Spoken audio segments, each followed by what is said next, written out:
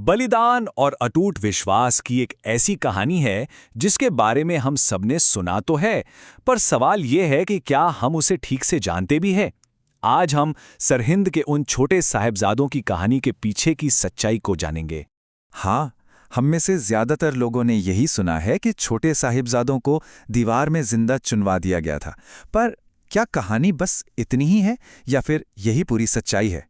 चलिए आज उन ऐतिहासिक पन्नों को पलटते हैं जो एक कहीं ज्यादा दर्दनाक हकीकत की तरफ इशारा करते हैं। तो इस पूरी कहानी को समझने के लिए हमें शुरुआत करनी होगी एक बहुत बड़े धोखे से, एक ऐसा विश्वासघात जिसने इतिहास का रुख ही मोड़कर रख दिया। सोचिए, परिवार का ही एक भरोसेमंद नौकर गंगू ब्राह्मण, उसके मन में लालच इस कदर घर कर गया कि वो अंधा हो गया।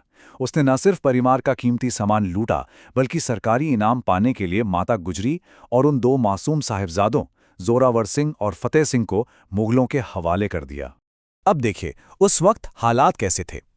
एक तरफ मुगल हुकूमत का साफ साफ फरमान था कि गुरु के परिवार को जिसने भी पनाह दी उसे मौत की सजा मिलेगी, और दूसरी तरफ था गंगू का लालच, जिसके लिए वफादारी से कहीं बढ़कर था सरकारी इनाम।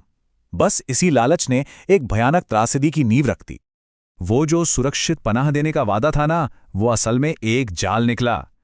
गिरफ्तारी के बाद माता गुजरी और दोनों छोटे साहिबजादों को एक बहुत मुश्किल सफर पर ले जाया गया। एक ऐसा सफर जहां हर कदम पर बेइज्जती और जुल्म उनका इंतजार कर रहे थे। यकीन मानिए, सिर्फ 3 दिन, और इन 3 दिनों में ही सब कुछ बदल गया। 11वीं पोह को उन्हें ठंडा बुर्ज में कैद किया गया। फिर 11वीं और 12वीं पोह को उन्हें तरह तरह के लालच दिए गए और आजमाइशों से गुजारा गया। और आखिरकार 13वीं पोह को उनकी शहादत का फैसला सुना दिया गया। जरा सोचकर देखिए, कड़ाके की ठंड, वो भी दिसंबर जनवरी की, एक खुली मीनार जिसे ठंडा बुर्ज कहते थे, और तन पर ना कोई कंबल, ना पेट में गर्म खाना, बस सर्द पत्थर का फर्श था। ये सब जानबूझकर किया जा रहा था ताकि उनका हौसला तोड़ा जा सके। लेकिन ऐसे घोर अंधेरे में भी उम्मीद की एक छोटी सी किरण थी। एक ऐसे हीरो की कहानी है ये, जिनका नाम अक्सर इतिहास के पन्नों में कहीं खो सा जाता है। ये थे भाई मोतीराम मेहरा। उनसे उस परिवार का दुख देखा नहीं गया। उन्होंने अपनी जान की भी परवाह नहीं की, और जो किया वो कोई सोच भी नहीं सकता। उन्होंने अपने घर के गहने बेचकर पहरेदारों को रिश्वत दी और छुप छुपाकर उन तक दूध और खाना पहुंचाया, और इस नेकी की कीमत उन्हें अपने पूरे परिवार की शहादत देकर चुकानी पड़ी। अब वक्त आता है अदालत का। उन छोटे छोटे बच्चों को मुगल दरबार में पेश किया जाता है। सोचिए, एक तरफ 9 साल के और दूसरी तरफ सिर्फ 7 साल के 2 मासूम, और सामने वजीर खान की भरी हुई अदालत। यही होनी थी उनकी आस्था की सबसे बड़ी परीक्षा। वजीर खां की अदालत में काजी ने उनके सामने एक सीधी सी शर्त रखी, या तो इस्लाम अपना लो और बदले में ढेर सारी दौलत और जिंदगी ले लो, या फिर मौत को गले लगा लो। ये उनकी आस्था का, उनके ईमान का आखिरी इम्तिहान था। पर उन बच्चों का जवाब देखिए, कितना मजबूत, कितना साफ, जो उनकी विरासत की गवाही देता है। उन्होंने कहा, हमारे दादा ने अपना सिर दिया, लेकिन अपनी आस्था नहीं। हम उनके ही रास्ते पर चलेंगे। और अब हम कहानी के उस हिस्से पर आते हैं जहां असल में इतिहास की सबसे बड़ी गलतफहमी छिपी हुई है। शहादत का वो आखिरी पल, जब साहिबजादों ने धर्म बदलने से साफ इनकार कर दिया, तो काजी ने वो क्रूर सजा सुना दी कि इन्हें जिंदा दीवार में चुनवा दिया जाए। हुक्म के बाद दीवार बननी शुरू हुई, और जैसे ही ईंटें उनके कंधों तक पहुंची, वो दोनों मासूम बच्चे बेहोश होकर वहीं गिर गए। लेकिन यहीं पर वो बात है जिस पर गौर करना जरूरी है। दीवार ने उनकी जान नहीं ली थी, वो सिर्फ बेहोश हुए थे।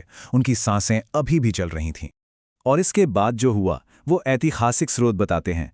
जल्लादों ने उन बेहोश बच्चों की छाती पर अपने घुटने रखे और छुरी से उनकी गर्दन पर वार कर दिया। ये है उनकी शहादत की वो असली क्रूर सच्चाई, दीवार में दबकर नहीं, बल्कि इस तरह से। लेकिन उनकी शहादत के साथ ये कहानी खत्म नहीं होती, बल्कि यहीं से भक्ति और बलिदान की एक नई दास्तान शुरू होती है। एक ऐसी विरासत जो खून और सोने दोनों से लिखी गई। सोचिए, जुल्म की इंतहा यहीं खत्म नहीं हुई। हुकूमत ने उन शहीदों के शवों को लावारिस छोड़ दिया, और तो और उनके अंतिम संस्कार पर भी पाबंदी लगा दी। ऐसे मुश्किल वक्त में सामने आए दीवान टोडरमल, उन्होंने अंतिम संस्कार के लिए जमीन का एक छोटा सा टुकड़ा खरीदने की ठानी। और जानते हैं उसकी क्या कीमत चुकाई? इतनी सोने की मोहरें कि उस पूरी जमीन पर सोने की मोहरों की एक परत बिछ जाए। कहते हैं इसके लिए उन्होंने अपनी घर गृहस्थी का सारा सामान बेच दिया था। तो ये जो विरासत है ना, ये सिर्फ एक परिवार के बलिदान की कहानी नहीं है। ये कहानी है भाई मोतीराम मेहरा जैसे निस्वार्थ सेवकों की और दीवान टोडरमल जैसे भक्तों के उस असाधारण विश्वास और त्याग की, जिस पर यह पूरी विरासत टिकी हुई है। और जैसा कि इतिहास कहता है, उन्होंने अपने खून से सिखों की राख को हमेशा हमेशा के लिए अमर कर दिया। तो उनका ये बलिदान महज एक अंत नहीं था, बल्कि ये वो बुनियाद थी जिस पर आस्था और मजबूती की एक कभी ना खत्म होने वाली कहानी खड़ी है।